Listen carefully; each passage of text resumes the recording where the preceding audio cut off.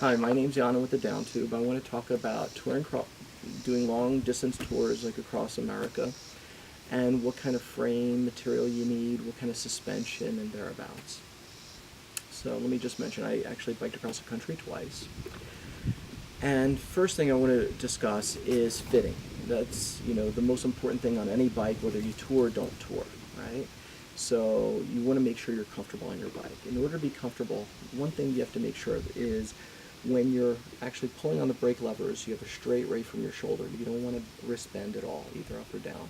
If you have a bend, it's going to create problems long term. So just to release that issue, make sure your brake levers are configured in a way that's on a straight right from your shoulder. Number two, you want to make sure that your saddle's not too low, which is generally a concern for a lot of beginning cyclists. So let's talk about what's too low, what's not too low. Only the rider themselves can define what is proper. Okay, so I can look at you and I can tell you what I think, but it really doesn't matter. It's what you think is comfortable.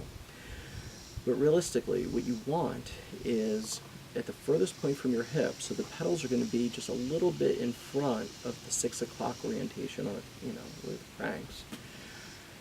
And that's going to be the first point from your hip. And at that point, you want a slight bend in your knee. If you're going to have an exaggerated knee bend, and again, only the rider can define what is exaggerated, what's not, I would just encourage you to consider lifting the saddle up a little bit higher and seeing how it feels. Most people are going to find that it's just easier to pedal, they go faster, and it's just more fun. It's just so much easier, and it's less stress on the joints as well. So, you never want your knee to be straight at the furthest point from saddle. That's actually very dangerous. You could tear cartilage that way. So make sure there's a bend, but making sure it's comfortable and making sure it feels right. And so there are two aspects, and the third aspect for basic fitting is making sure that the ball of your foot is right in the middle of your pedal. Right? If you do those three things, you're generally going to feel comfortable on your bike. It's just going to flow a lot better. You're going to go faster with less effort. It's just going to be a lot more fun. So those are three aspects. There are a lot more complexities to fitting, but I think that definitely is the fundamental basis of it, and that's what you want to make sure of first before you talk about getting the frame material. So now let's talk about frame material. So there are several frame materials. One is titanium, which I think is a dream for a tour. It's super soft, lightweight. It's lightweight only because it's so strong, so they can use less of the titanium. But it's super soft, very plush, comfortable to ride. There's essentially suspension built into the frame material, so I think it's a dream. Then you can talk about, one step below, I think would be carbon fiber. And when I say below, I mean as far as cost. And carbon can be really nice depending on how it's manufactured. Generally, it wouldn't be my preference for a tour, but again, everybody's different, and if something vibes with you, that's what you should get. Yeah, chromoly steel is very soft. It's lightweight. It's not like high tensile steel. That vibes with me a lot better, as well as titanium vibes with me a lot better than carbon fiber.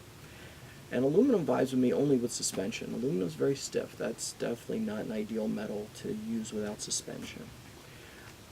Even when I biked with a chromoly bike on my first tour across the country, I actually had a suspension fork on it. So, and that was perfect for me. And that's what I would generally do with anything, to be honest with you. And high tensile steel is also a frame material, but I don't think that goes into this conversation. That's generally considered very low end. It's really, really heavy and unneedingly heavy. For slightly more money, you can get a bike that is dramatically lighter.